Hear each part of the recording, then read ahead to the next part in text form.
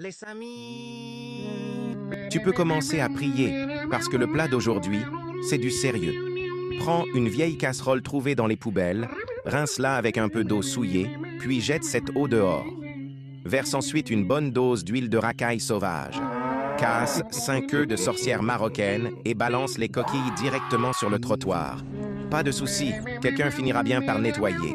Batte bien les œufs avec une cuillère de prison, puis ajoute un peu de saleté d'évier pour relever le goût. Verse tes œufs délicatement. Quelle merveille!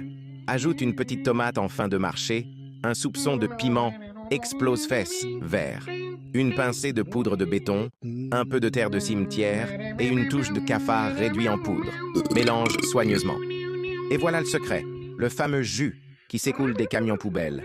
Oui, exactement celui-là. Mets-en une lampée, ajoute une pincée de sel, sans abuser, puis mélange bien pour que les saveurs s'imprègnent. Ah, j'allais oublier. Une bonne tasse d'un ingrédient très spécial. Et voilà, ton arme chimique d'œuf brouillé est prêt. Bon appétit. Et prépare-toi à courir aux toilettes. Les amis. Aujourd'hui, on va goûter à un délicieux repas de foire, version indienne. Alors c'est parti. D'abord, le maître Abracadabra commence par ravitailler sa petite échoppe. Regardez bien, ici l'hygiène est une priorité absolue. Jamais de la vie ce plat n'est préparé en plein milieu d'une rue toute cabossée. Une fois tout installé, le maître met littéralement la main à la pâte et commence les préparations. Moi, malin comme je suis, j'ai déjà commandé un petit casse-caca à emporter. Il débute avec une feuille toute vieille et sèche ramassée dans la rue, puis casse le poison à main nue. Un peu de sel, de troll des bois, une pincée de terre maudite, une patate façon Tchernobyl, sans oublier la fameuse sauce spéciale à base de menstruation de paralytique et une petite conserve de crème séchée d'un âne algérien. Et voilà, votre abomination de foire indien est prêt. Il y a plus qu'à croquer. Et à vous préparer à aller aux toilettes jusqu'à la fin des temps. Les amis. Allez direct, qu'est-ce qu'il fout dans la marmite, lui? En calbar en plus. Dalcime et ses doigts, rongés par les épices, nous préparent sa spécialité. Ici, tout se fait directement à la main après s'être gratté la rondelle. Vous pouvez remarquer que toutes les normes d'hygiène sont présentes et respectées à la lettre. Cacaontas nous prépare, n'ayons pas peur des mots, rien de plus qu'une bonne chiasse salée. On commence par mélanger 30 litres de sperme de babouin chauve, puis on l'ajoute dans une marmite de règles de vampire dépressive.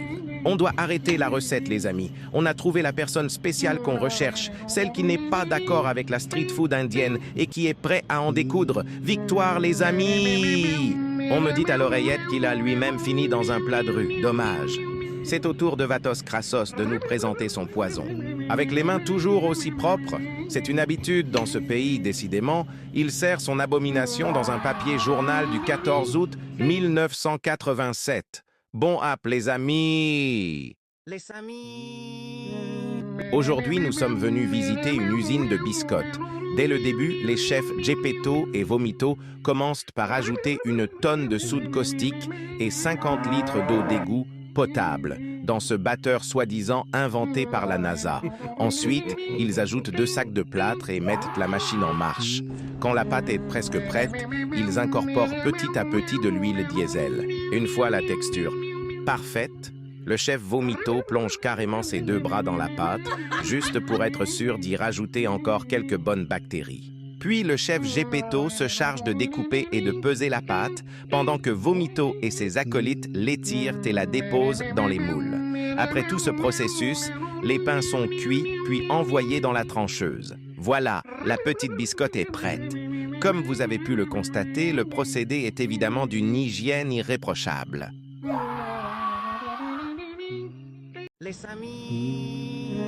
Ah, regardez qui voilà les amis, Jojo la tremblote. Et il va nous préparer son fameux poison gazeux. C'est parti.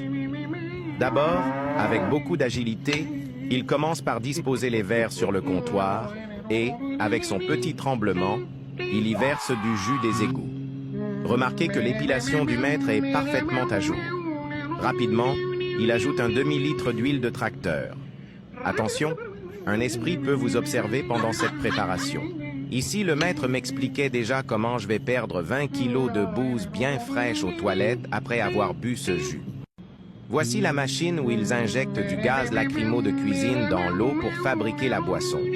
Ensuite, ils font tourner la grande roue Chiquita, un procédé si sûr que même le maître pas propre prend son bain dans cette eau sacrée sans aucun risque d'explosion.